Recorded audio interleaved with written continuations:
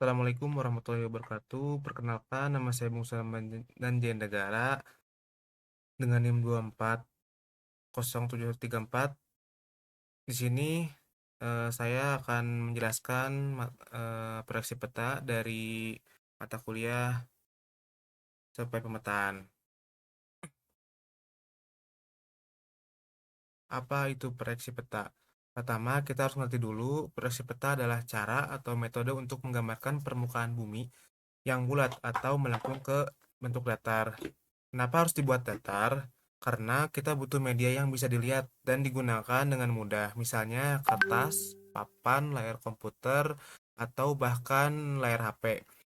Masalah utamanya itu ada di distorsinya. Karena bumi itu bentuknya melengkung seperti bola atau elipsoid, dan kita ingin memindahkannya ke bidang datar, maka akan terjadi distorsi. Distorsi artinya ada bagian dari peta yang berubah bentuk dari aslinya. Ya, distorsi itu bisa terjadi pada yang pertama ada bentuk wilayah, yang kedua ukuran dan luas area, yang ketiga ada jarak antar tempat, yang keempat itu ada jarak arah atau sudut. Itu sebabnya gak ada peta datar yang bisa menggambarkan bumi secara sempurna. Pasti ada yang dikorbankan. Contoh distorsi area, distorsi di peta nih. Di slide selanjutnya itu kalian pernah ngeliat gitu peta dunia versi Mercator. Di situ negara Greenland itu kayak mana ya, Greenland tuh kayak gede, padahal aslinya tuh sebenarnya Greenland itu kecil. Kalau yang Mercator tuh Greenland tuh segede Afrika lah, tapi kalau misalnya kita lihat di sini tuh Greenland itu terlihat kecil.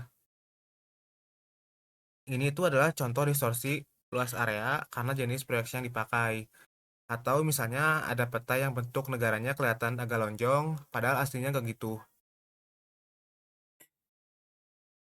eh di sini lanjut slide ya, ada tujuan proyeksi.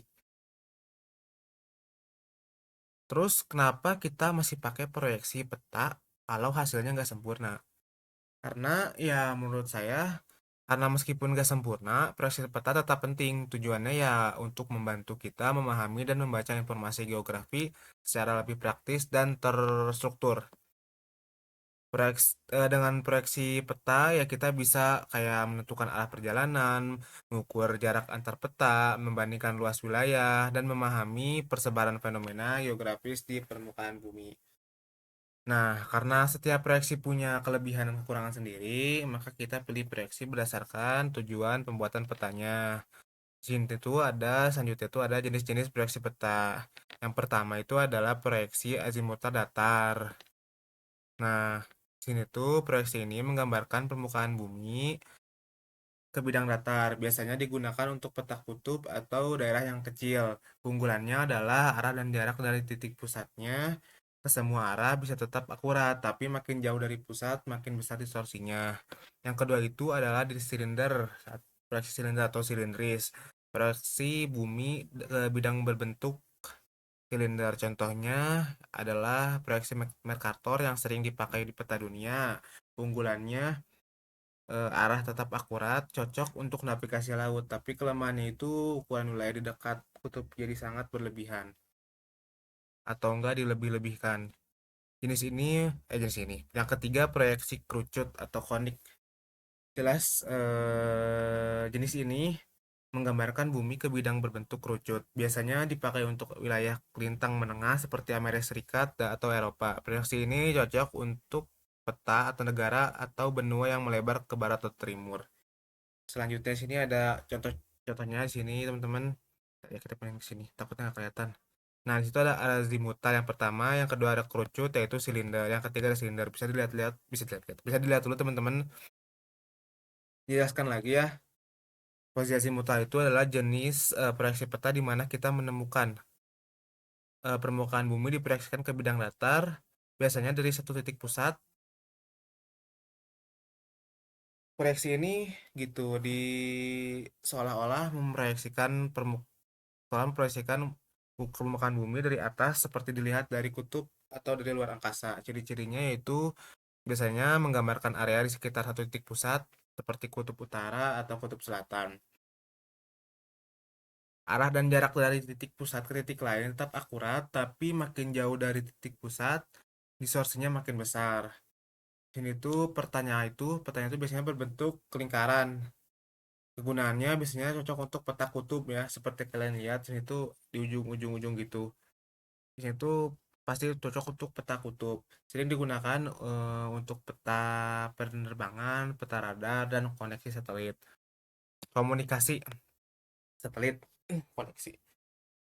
Yang kedua ini ada proyeksi kerucut atau disebut dengan konik lah bahasa ilmiahnya. Pengertiannya itu proyeksi kerucut ini adalah jenis proyeksi di mana permukaan bumi diproyeksikan ke bidang berbentuk kerucut yang menyentuh bumi di satu garis, lintang atau dua garis, lalu dibuka menjadi bidang datar. Tuh. Ciri-cirinya ini cocok untuk menggambarkan wilayah yang membentang dari barat ke timur seperti benua Amerika Serikat atau Eropa. Bentuk dan luas wilayah ini di sekitar garis lintang diproyeksikan akan lebih akurat. Gunaannya banyak digunakan untuk peta negara benua di wilayah lintang menengah. Gitu. Terus yang terakhir itu ada proyeksi silinder, atau di silindris lah gitu. Pengertiannya itu proyeksi silinder adalah jenis proyeksi peta yang memproyeksikan permukaan bumi ke bidang berbentuk silinder. Seolah-olah bumi itu dibungkus silinder lalu digambarkan dan dibuka menjadi bidang datar. Ciri-cirinya yaitu garis lintang dan garis bujur itu membentuk kotak teratur. Terus kayak di lipat gitu, kayak ini permukaan bumi.